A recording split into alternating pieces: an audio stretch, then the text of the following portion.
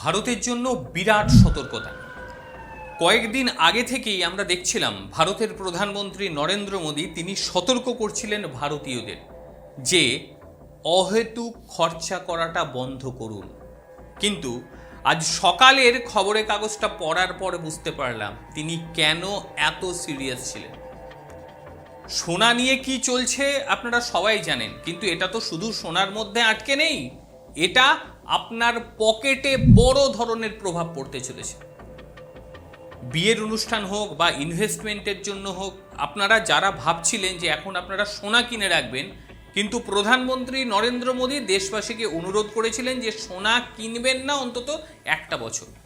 সেই অনুরোধটার কয়েকদিন পরই সোনা ও রূপোর ওপর ট্যাক্স এক লাফে 6% থেকে বেড়ে হয়ে গেল 15%। আজকে সকালের খবর ছিল 6%, হয়ে গেল 15%।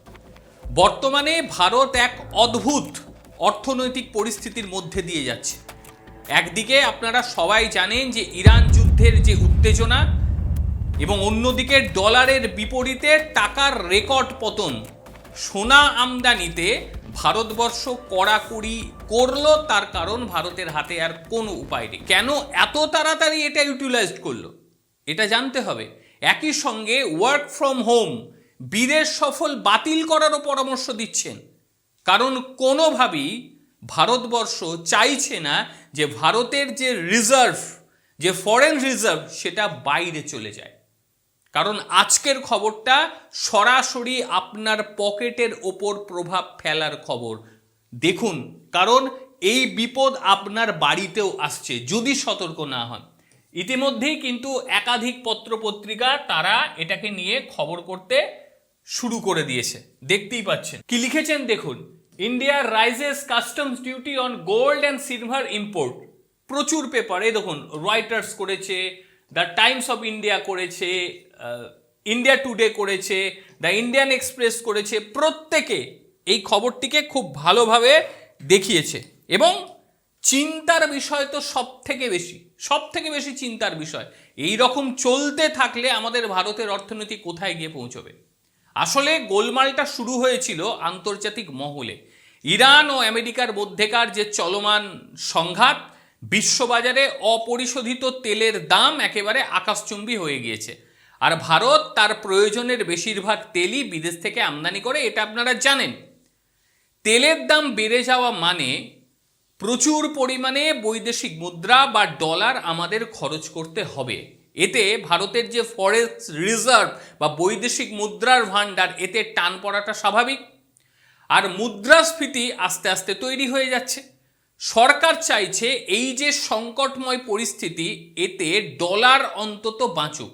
আর ভারত যেহেতু বিশ্বের অন্যতম বৃহত্তম সোনা ও রূপোর আমদানিকারক দেশ, তাই তেল কেনার টাকা জোগাড় করতে সরকারকে এখন সোনা আমদানিতে রাশ টানতে হচ্ছে, কারণ পরিস্থিতি এই জায়গাতেই পৌঁছেছে। বুধবার সরকার সোনা এবং রূপোর যে বেসিক্স কাস্টম ডিউটি 10% এবং তার সঙ্গে 5% কৃষি পরিকাঠামো সেস বসিয়েছে, মোট 15%। ভাবুন তো, কয়েকদিন আগেও যেখানে আমদানি শুল্ক ছিল মাত্র 6%, সেখানে এক লাফে হয়ে গেল 15%। এর মানে একটাই, সোনা বা রূপোর দাম এবার এক ধাক্কায় আপনার কল্পনারও অতীত বাড়তে চলেছে। মজার ব্যাপার দেখুন, ঠিক কয়েকদিন আগে রয়টার্সের একটা রিপোর্ট, সেখানে বলা হয়েছিল যে সরকারের এমন কোনো পরিকল্পনা নেই হঠাৎ করে দাম তারা বাড়াবে না বা ট্যাক্স লাগাবে না। কিন্তু দেখুন আজকে সকালের খবর, প্রতি ডলারে 95.75 টাকায় ঠেকেছে। তখন সরকার আর কোনোভাবেই ঝুঁকি নিতে চাইছে না। এই ট্যাক্স বসানোর উদ্দেশ্য একটাই, মানুষ যাতে সোনায় হাত না দিতে পারে, কারণ সোনা কিনলে পরেই সেই টাকা কিন্তু বিদেশে চলে যাবে। নরেন্দ্র মোদী দেশবাসীকে বেশ কিছু পরামর্শ দিয়েছিলেন, আপনারা দেখেছিলেন সেই পরামর্শগুলো। কি পরামর্শ দিয়েছিলেন তিনি, এবং এটা ভীষণভাবে বাস্তবসম্মত যে আমাদের এগুলো যদি আমরা পালন করতে পারি তাহলে কিন্তু অনেকটাই সুবিধে হবে আমাদের প্রত্যেকের জন্য। দেখুন, প্রথমত সেটা হচ্ছে সোনা কেনা বন্ধ করতে হবে।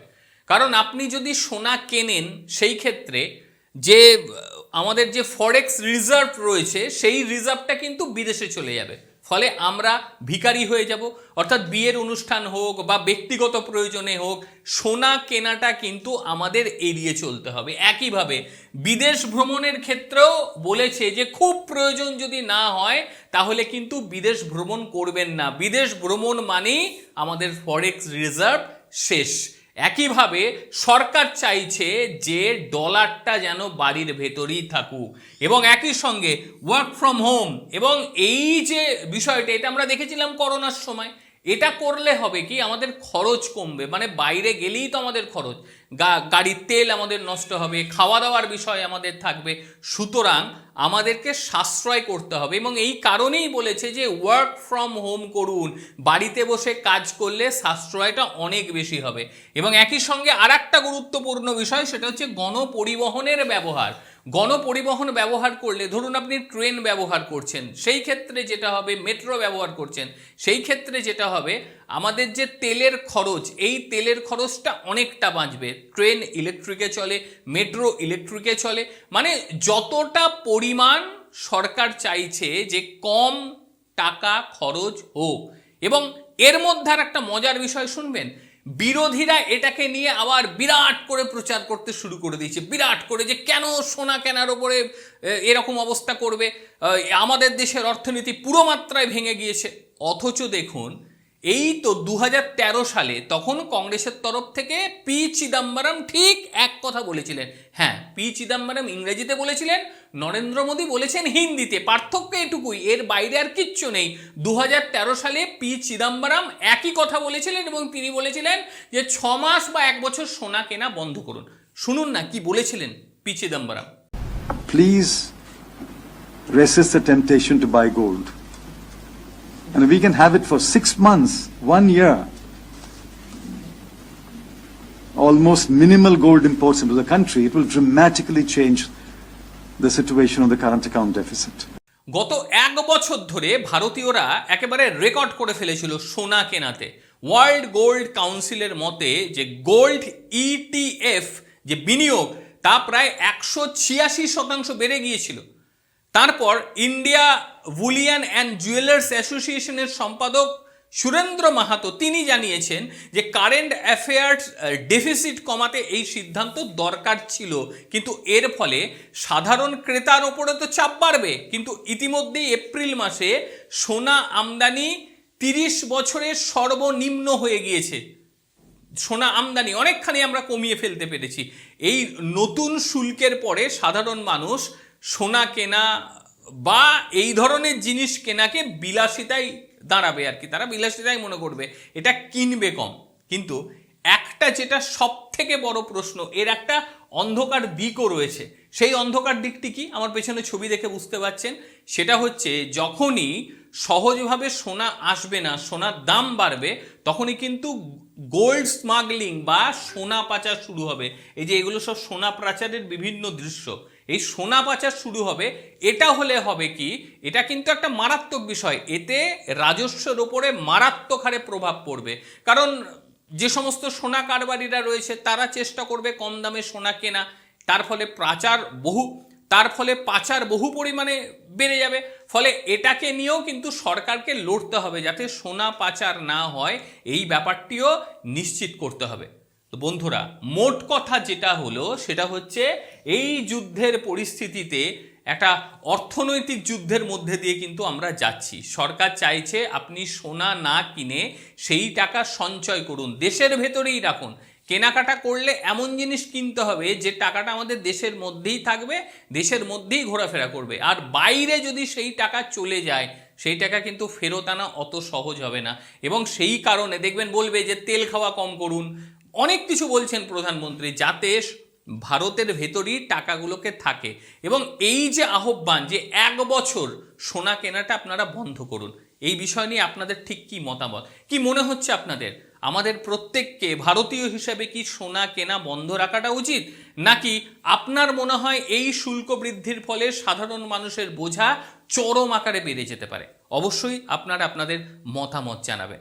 আর ভিডিওটি যদি মনে হয় ইনফরমেটিভ তাহলে অবশ্যই একটা লাইক করবেন, শেয়ার করবেন এবং তার সঙ্গে অবশ্যই সাবস্ক্রাইব করবেন। প্রত্যেকে ভালো থাকবেন। আবারও দেখা হবে অন্য কোনো দিন অন্য কোনো ভিডিওতে। ততক্ষণের জন্য নমস্কার, ভালো থাকবেন সবাই।